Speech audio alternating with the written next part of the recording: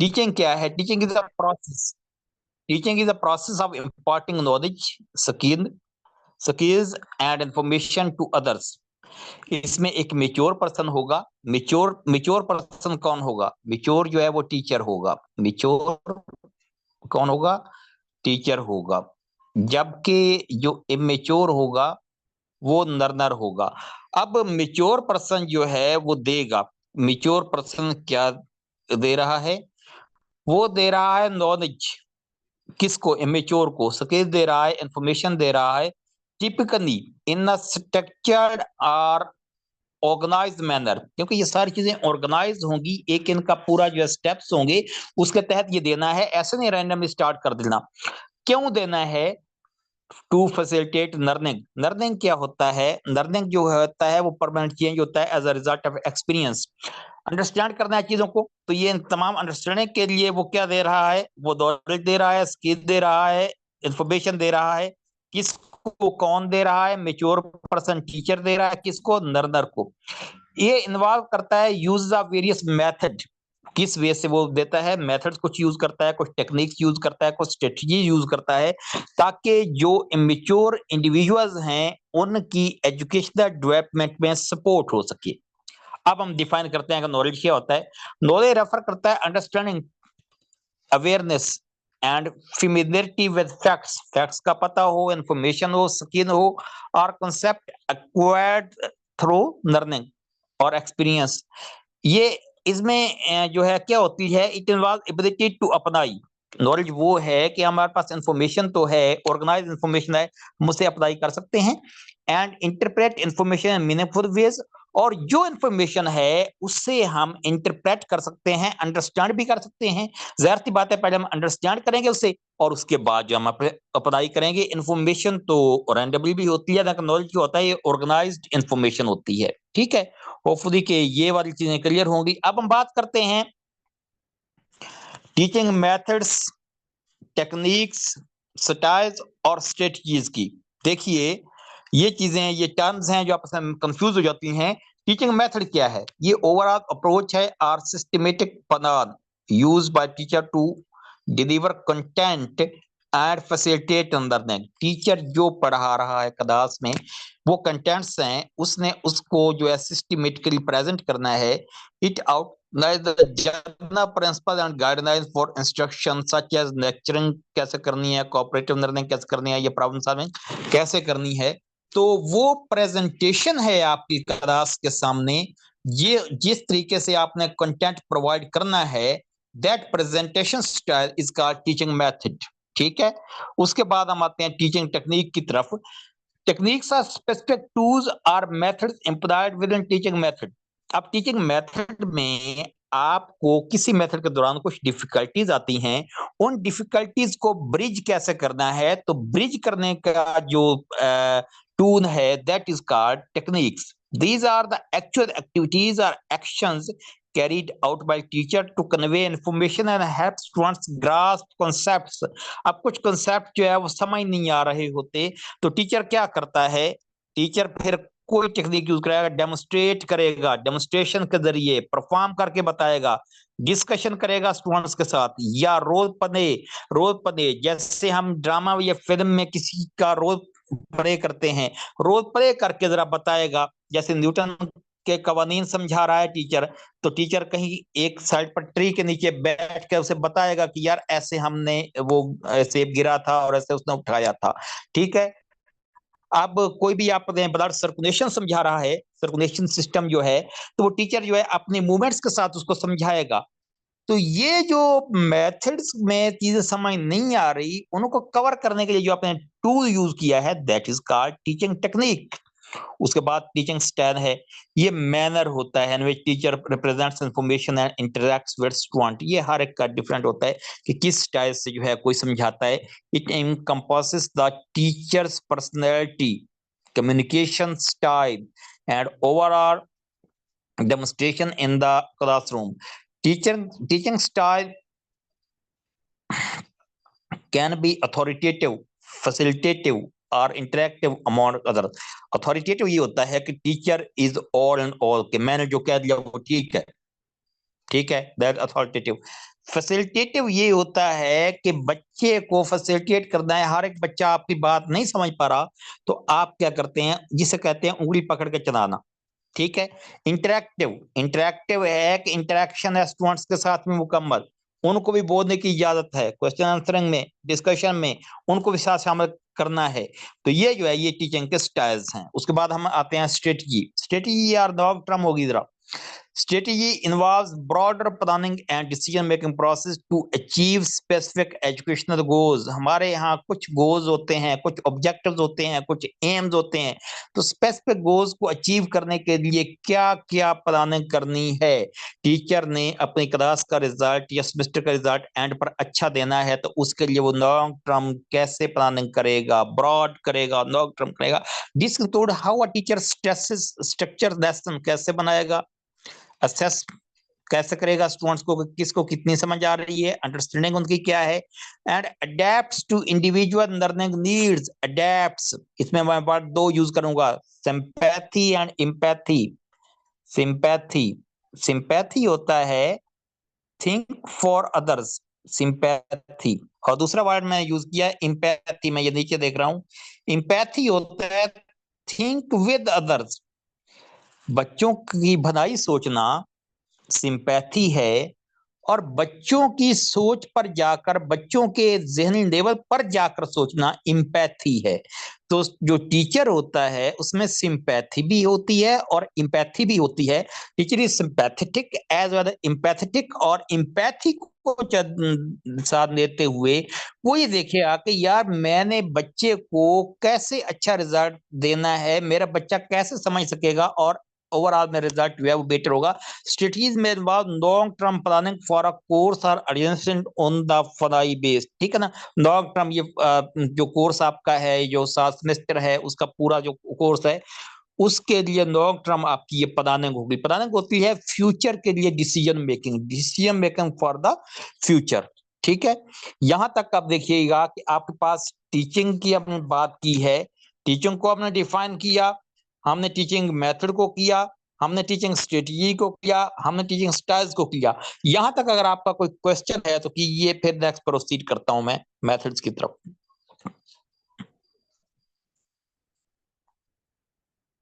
कि यहां तक क्लियर है, कोई क्वेश्चन है तो कीजिए। क्लियर है सर। ओके।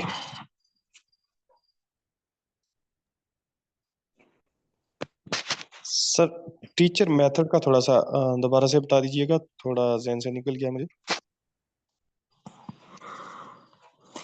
टीचिंग मेथड ये है कि टीचर ने अपना कंटेंट जो है वो कैसे प्रेजेंट करना है। टीचर ने अपना कंटेंट जो है वो कैसे प्रेजेंट करना है क्लास के सामने, that is called method. Simple सी बात है कि आधे घंटे में, 1 घंटे में, ठीक है ना, 90 मिनट में, जो भी आपका टाइम है उसके दौरान आपने अपना कंटेंट किस वे से डिलीवर करना है, दैट्स मेथड जी। अब टीचिंग मेथड्स में ये वेज हैं to instruct students in classroom. अब हेल्पिंग, अब उनको क्या करना है, टीचर ने स्टूडेंट को देखिए हेल्प करनी होती है अंडरस्टैंडिंग में, रिमेम्बर करने में, अंडरस्टैंड करने में। Sources of the best teaching strategies allow educators to convey information in a clear and concise way while also ensuring students retain it over the long term. बच्चों को बात तभी याद रहती है जब वो बात टीचर को पहले क्लियर हो। तो कंसाइज वे से, जब उसे अप्रोप्रिएट वे से एक्यूरेसी के साथ टीचर कन्वे करेगा तो इम्प्रिंट हो जाएगा बच्चे के माइंड के ऊपर, और वो इन बातों को, फैक्ट्स एंड फिगर को जो है वो क्या कर सकेगा, वो इनको रिटेन कर सकेगा। तो they can apply that wisdom and also abilities to their personal lives and their future जो करियर्स हैं उसमें भी इन चीजों को वो बच्चे यूज कर सकते हैं। अब टीचिंग मेथड्स आर अपॉर्चुनिटीज, यहां पर देखिएगा दोबारा आगे आपका टीचिंग मेथड के teaching methods are opportunities to make learning engaging, क्योंकि बच्चा जब तक मसरूफ नहीं होगा, जब तक वो एंगेज नहीं होगा तो कैसे समझेगा। इंस्पायर भी करना है उसको, एंगेज भी करना है, और उसके लिए फन भी क्रिएट करना है। Don't make it boring. They teachers in fulfilling the responsibilities of guarding social and emotional development of children. Children की सोशल डेवलपमेंट का सोसाइटी में उसने कैसे रहना है और इमोशनली जो है कैसे रिएक्ट करना है, कब बोलना है, कब नहीं बोलना, कब कैसे कौन सी बात को इग्नोर करना है, कौन सी बात पर रिएक्ट करना है, दैट ये भी समझाना है. By using rigid strategies teachers can instil values of respect, empathy and cultural sensitivity into their classroom. यहाँ पर देखिए कुछ चीजें रिजिड होंगी, जैसे मजहबी एस्पेक्ट आ जाएंगे तो हम उस पर डिस्कस नहीं करेंगे. हम रिजिड ये है तो है, एम्पैथी है, ठीक है. अब किसी के कल्चर पर, किसी के लैंग्वेज पर आप जो है वो तनकीद नहीं करेंगे. They can also use teaching methods to prepare students for standardized testing. अब टीचर ने जब पढ़ाया है तो टेस्ट के लिए भी बच्चे को प्रिपेयर करना है कि जाहिर सी बात है कि ये जो पढ़ा दिया सिर्फ पढ़ा नहीं रही, अब इसका टेस्ट भी होना है. ठीक है, अब टेस्ट क्या होना है ये और बात है. डिफरेंशिएटेड इंस्ट्रक्शन है, ये क्या चीज है differentiated instruction? First of all is the idea of creating tailored educational plans for students based on different needs. हर एक बच्चा जो है वो सेम बैकग्राउंड से नहीं होता, डिफरेंट बैकग्राउंड से होते हैं, डिफिकल्ट स्टूडेंट जो है वो उनके IQ लेवल होते हैं, तो उनकी जरूरियात के मुताबिक जो है वो आपने चलना है. तो that is called differentiated instruction. This may involve the ways by which students access content, the activities they do, the assessment techniques a teacher uses, or even the physical setup of the classroom.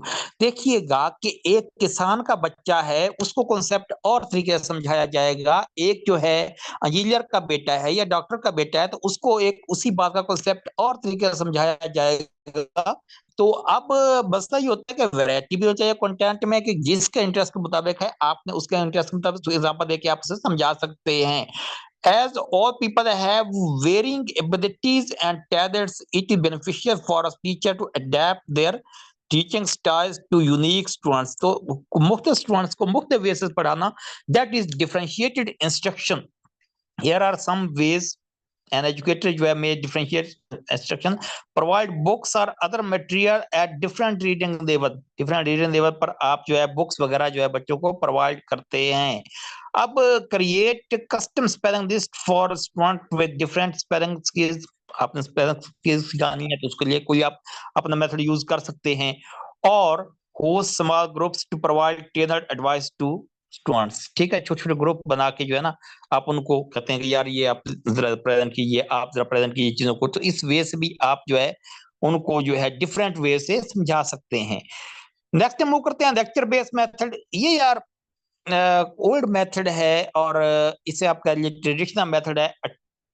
ये traditional way to structure classroom learning है. ये इन which teacher explain करता है information को while student observe. Student यहाँ पर passive है, teacher active है. अब teacher need a lesson by presenting on showing visuals और modelling examples of the topic. कोई AV8 भी यूज कर सकते हैं आप, छोटी मोटी, और बाकी जो है ना टीचर ने बोर्ड पर लिखना है जैसे भी है. वाला टीचर प्रेजेंटिंग स्टूडेंट जो है जस्ट मट्टी का माधु बन के बैठा रहेगा, देखेगा, सुनेगा, नोट करेगा, कॉपी करेगा, टीचर ने जो कुछ लिखा है उसको छापेगा और बस. टीचर का काम आसान है इसमें. स्टूडेंट्स को समझ आए या ना आए, he has nothing to do with it. ठीक है, इसमें फायदा ये है कि टीचर ने एक ही लेक्चर एक ही वे से प्रिपेयर किया और सबको डिलीवर कर दिया और क्लास में डिसिप्लिन भी रहता है. फायदा ये है. और इसके नुकसानात ये हैं कि स्टूडेंट में वो ग्रूमिंग नहीं हो पाई, स्टूडेंट जो है क्वेश्चन आंसर नहीं कर पाया, वहां पर कहीं ना कहीं तशफी जो है रह गई है. तो ये मेथड जो है वो क्या है, इसमें जो आउटपुट है वो जरा कम है. टेक्नोलॉजी बेस्ड मेथड है. अब आज के दौर टेक्नोलॉजी का है तो इसमें हम मुख्तलिफ टेक्नोलॉजीज जो है यूज कर सकते हैं to impart knowledge in a efficient way. तो students can use devices like computer है और टैबलेट्स है to read material, conduct research और प्ले एजुकेशनल गेम्स वगैरह जो होती हैं. ये जरा बड़े लेवल की बात करेंगे हम. In addition, cloud computing capabilities make it possible to students to access Document or other resources. While at schools or at homes, virtual classrooms using video conferences software can be a great way to provide educational remotely जो है ये हम काम घर में बैठे भी कर सकते हैं जैसे हम ये अभी टेक्नोलॉजी का यूज करते हुए जूम का यूज करते हुए यहाँ पर बैठे हुए हैं this can be especially helpful for students with disabilities who have difficulties जिनको डिफिकल्टी है फिजिकल क्लासरूम में बैठने से या वो बच्चे जैसे आप ये ब्रेल वगैरह का सिस्टम यूज करते हैं फॉर द स्पेशल चिल्ड्रन तो उनके लिए स्पेशली जो क्लासरूम में फिजिकल में नहीं आ सकते तो वर्चुअल क्लासरूम उनके लिए बनाए जाते हैं घर में वो बैठे बिठाए ये चीजें हासिल करते हैं टेक्नोलॉजी बेस्ड मेथड का उनको ज्यादा फायदा है बाकियों को भी फायदा है आप लोग को भी फायदा है जैसे आप लोग घर में बैठे हैं आप जाहिर सी बात है क्लासरूम में पहुंचना और वहां ट्रांसपोर्टेशन और व्हाट्स और चीजों को मैनेज करना बड़ा मुश्किल होता है तो टेक्नोलॉजी बेस्ड लर्निंग से हम अपने लैपटॉप्स इंटरनेट वगैरह यूज करते हुए चीजें और फिर आप इसको रिकॉर्ड भी कर सकते हैं तो ये हमारी टेक्नोलॉजी बेस्ड मेथड है ग्रुप लर्निंग मेथड है segmenting students groups is a great way to teach them skills in collaboration group बना दिए स्टूडेंट्स के ठीक है while in their team they can discuss subjects and learn about the perspective of others दूसरे के point of view से भी सीखना है it is important to encourage both class participation and listening skills so that student can gain these abilities for the future अब इसमें teachers can assign group presentation to student can convey information to the rest of the class ask and answer questions and interact with each other अब आप इसमें जैसे group बना लेते हैं students के ठीक है ना तो ग्रुप लीडर एक एक बना देंगे आप जो है जैसे क्लास में एक लीडर होता है तो यहाँ पर एक एक ग्रुप का लीडर होगा अब आप क्या करेंगे आपने जो भी करना है ग्रुप लीडर को बताया हाँ जी ये बात है ये काम है ये होमवर्क है ये परफॉर्म करना है आप अपने ग्रुप से ये करवाइए ठीक है तो इस वे से क्या होता है कि ग्रुप के इंटरेस्ट को मद्देनजर रखते हुए आप बनाते हैं कि कोई ग्रुप जो है वो आप बहुत ही आप ऐसा कीजिए कि आपको समझ आती है कि यार कुछ बच्चे ऐसे हैं वो बहुत ज्यादा टैलेंटेड हैं उसका ग्रुप ए बना दिया कुछ एवरेज हैं उसका बी बना दिया कुछ आप कहते हैं कि बिलो एवरेज हैं सी बना दिया आप चौथा का कहते हैं यार ये बिलो एवरेज से भी बहुत बिलो जा रहे हैं ये तो फेल हो सकते हैं खुदा ना करता तो इनका ग्रुप आपने डी बना दिया तो आप उनके इंटरेस्ट के मुताबिक उनको जो है ना होमवर्क वगैरह देंगे तो ये ग्रुप है ग्रुपिंग का इसमें ये फायदा होगा थोड़ा सा ग्रुप लीडर जो है वो भी उन्हीं में से होगा तो अकॉर्डिंगली जो है वो लीड कर रहा होगा उनको और वो उनकी बात आप तक भी कन्वे कर रहा होगा तो आप इजली जो है आप उसका अच्छा रिजल्ट दे सकते हैं इंडिविजुअल लर्निंग मेथड है इसमें ये होगा कि प्रोजेक्ट जो होते हैं प्रोजेक्ट्स वगैरह जो दिए जाते हैं बच्चों को ये इंडिविजुअल लर्निंग मेथड है तो can be excellent way to give students time to think about topic हर एक को टॉपिक दिया जाता है जैसे आप ऐसा समझिए कि ये आपका एमफिल वगैरह का पीएचडी वगैरह का थीसिस वगैरह होता है तो यहाँ पर वो एक दूसरे क्लास पर डिस्कस तो कर सकते हैं टीचर से भी डिस्कस कर सकते हैं मगर हर एक का काम डिफरेंट होगा teacher can read writing written assignments to reward points to the student who can't participate vocally in the classroom तो बहुत सारे स्टूडेंट ऐसे होते हैं जो कि क्लासरूम में बात नहीं करते खामोश रहते हैं तो उनका भी देखा हुआ काम जो है आप चेक करके जो है ना उनके इंडिविजुअल जो है देख सकते हैं कि उनको यार कितना स्कोर है वो ये बच्चा जो है जरा कम बोलता है ये शाई बॉय है ये थोड़ा सा जो है ना रिडक्टेंट है बात करने से तो उसको भी जो है आप अकॉर्डिंगली अकोमोडेट कर सकते हैं तो ये इंडिविजुअल अटेंशन वाली की बात है उसके बाद है inquiry based learning inquiry based learning में क्या होगा ये प्रमोट करती है idea of learning by investigation ठीक है where students can complete projects ask question and find answers by themselves खुद ही क्वेश्चन करना है खुद से उसका आंसर ढूंढना है जाहिर सी बात है कि आप लाइब्रेरी में भी जाएंगे आप लेबोरेटरी में भी जाएंगे दूसरों से डिस्कस भी करेंगे उसके बारे में मुख्तलिफ वे से आप इंफॉर्मेशन भी इकट्ठी करेंगे while teacher act as a resource in these times the goal is for student to solve problem and discover information on their own student को अपने आप थोड़ा सा आजाद कर लेना है उनको अपने आप इंफॉर्मेशन तलाश करने देनी है बस आपने रिसोर्स पर्सन रहना है उनको गाइड करते रहना है और उन्होंने ये सारा काम ज्यादातर खुद करना है then student can advance to higher level at their own pace अपने जितना कोई परफॉर्म कर सकता है, उसी रफ्तार से वो आगे जा सकता है। This way for students to perform an active role in the learning process में स्टूडेंट एक्टिव रहेगा, जो एक्टिव रहेगा वो आगे जाएगा, जो पैसिव रहता जाएगा जाहिर सी बात है कि वो लूज करता जाएगा। प्रोजेक्ट बेस्ड मेथड है, इसमें रिलेटिवली न्यू टेक्निक है। Project based method with in the student centre approach है।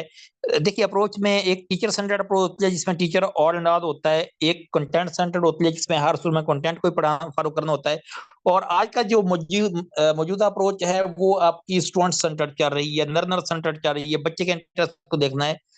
As name suggest project based learning students complete करता है कोई project, however these are meaty project in which student acquire knowledge, research करेंगे, think करेंगे, evaluate करेंगे, analyse करेंगे, analyse करने के बाद डिसीजन मेकिंग आएगी और तनकीद होगी, उसमें खामियां तलाश की जाएगी, इस आपके प्रोजेक्ट को वापस किया जाएगा, आपको कहा जाएगा यार इसमें ये इंप्रूव करें, उसके बाद इंप्रूवमेंट करने के बाद आप अगेन जो है वो आएंगे। तो ये जो है ये आपके पास एमएस वगैरह में, एमफिल वगैरह में प्रोजेक्ट दिए जाते हैं, या बीएस में भी कुछ सब्जेक्ट्स हैं जिनमें मुख्तलिफ प्रोजेक्ट दिए जाते हैं, और उनका पर सर्च करके आपको जो है वो उसको परफॉर्म करने का कहा जाता है। तो ये प्रोजेक्ट बेस्ड लर्निंग है, ये जरा आज का इस ट्रेंड है। लर्निंग क्लास है, concept of delivering on the lecture the student can view from home to substitute lecturing in the classroom, इसको फ्लिप लर्निंग कहते हैं, जो हम कर रहे हैं ये फ्लिप लर्निंग कर रहे हैं। तो दैट फ्लिप रिप्रेजेंट करता है 4 pillars including in this type of learning. Flexible है एनवायरनमेंट, फ्लेक्सिबल एनवायरनमेंट कि आप जैसे मर्जी एडजस्ट होकर बैठ जाएं, जहां चेयर पर बैठ जाएं, आप लेट कर ये करें काम, सुन रहे हो मुझे, तो ये फ्लेक्सिबल है। लर्निंग कल्चर शिफ्ट होता है थोड़ा सा, इंटेंसिव कंटेंट है, जो आप चाहते थे कि आप ये चाहते थे कंटेंट कि आपको टीचिंग मेथड पढ़ाया जाए, मैंने उसी पर बात कर दी। एंड प्रोफेशनल एजुकेटर, यहाँ से आपको प्रोफेशनल बंदा तलाश करना आसान होता है। हो सकता है कि आपकी लोकेलिटी में आपके इर्द गिर्द प्रोफेशनल बंदा आपको ना मिल रहा हो, तो आप कहीं से भी प्रोफेशनल बंदे को ज्वाइन कर सकते हैं। This technique in theory allows for more time in class to be devoted to active learning rather than instruction।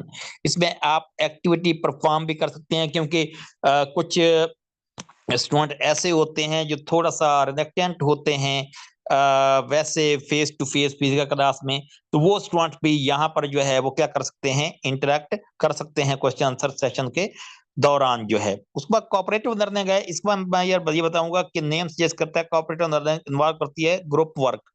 इसमें ऐसा होगा कि मैंने शायद लास्ट में कहीं बताया था कि आपने ग्रुप बनाया ए, ग्रुप बनाया आपने बी, ग्रुप बनाया आपने सी, आपने ग्रुप बना लिया डी।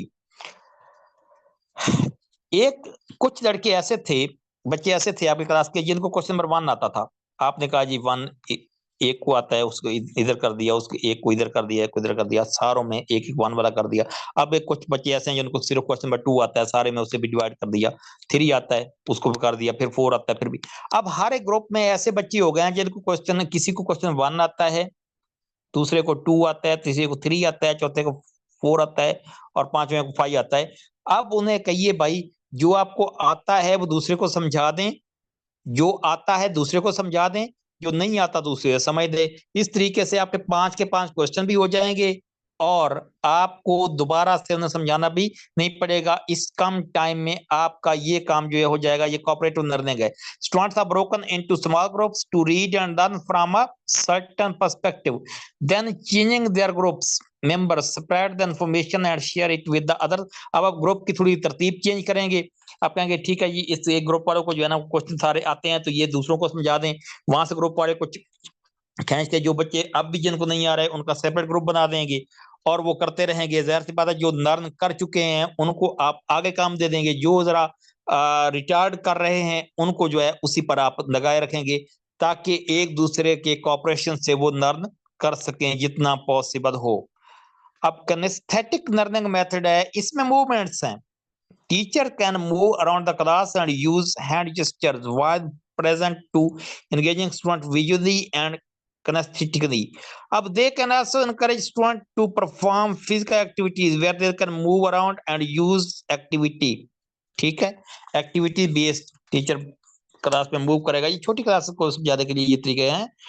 और इसमें क्या होगा, ड्राइंग वगैरह कोई बनानी है, उसके लिए जो है बच्चों को थोड़ा काम दे दिया जाएगा। एक्टिंग है, बच्चों को कहा जाएगा ग्रामर की एक्टिंग करें, भैया ऐसे करें, ऐसे करें, कैसे आप स्टेज परफॉर्म करेंगे। बिल्डिंग है, कोई चीज आप जो है बिल्डिंग ब्लॉक्स हैं, टॉयज वगैरह हैं, तो उनको कहें ये इससे आप ये बिल्डिंग कोई चीज बिल्ड करके दिखाएं। अब प्लेइंग है, बच्चा जो है फॉर्म ऑफ स्टेट के अंदर है, प्ले स्पोर्ट्स हैं, गेम्स वगैरह हैं, तो छोटे छोटे बच्चे जो इनको खेल में लगा रखते हैं, तो ये काम जो है किनेस्थेटिक है।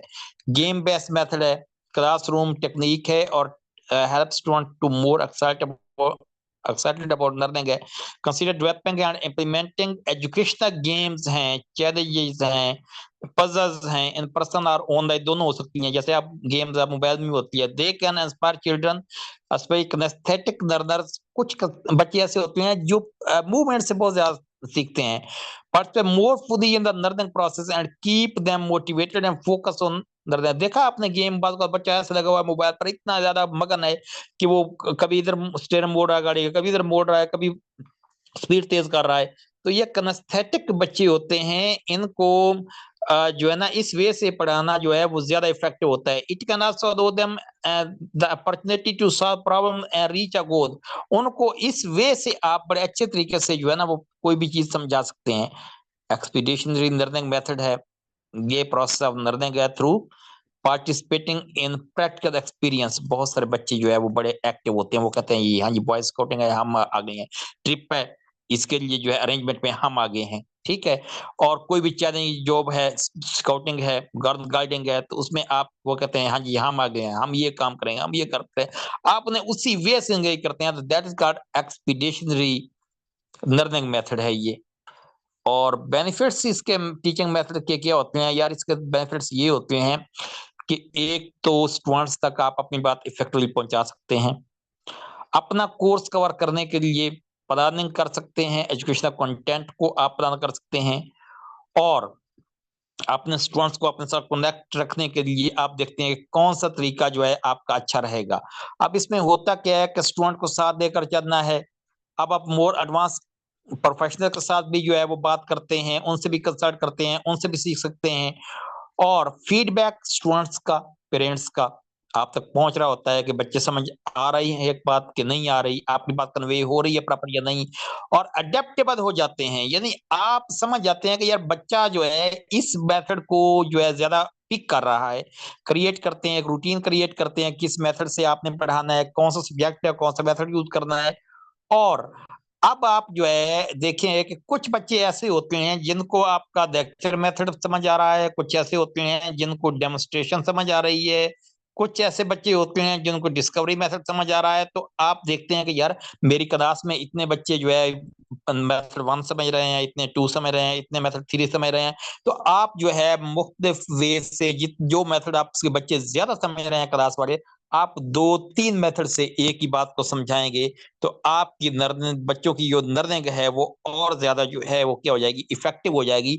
और आपकी बात जो है वो इजीली जो है वो कन्वे हो जाएगी मैक्सिमम बच्चों तक, और मैक्सिमम वे से रिटेनेबल हो जाएगी। अब बच्चों के माइंड पर इम्प्रिंट हो जाएगी वो बात, जब आप मुख्तलिफ वे से उनको रिपीट करवाएंगे। तो ये फायदे हैं आपके टीचिंग मेथड को यूज करने के। जी, अब आपका कोई क्वेश्चन है तो कर सकते हैं। रिकॉर्डिंग ऑफ कर दें।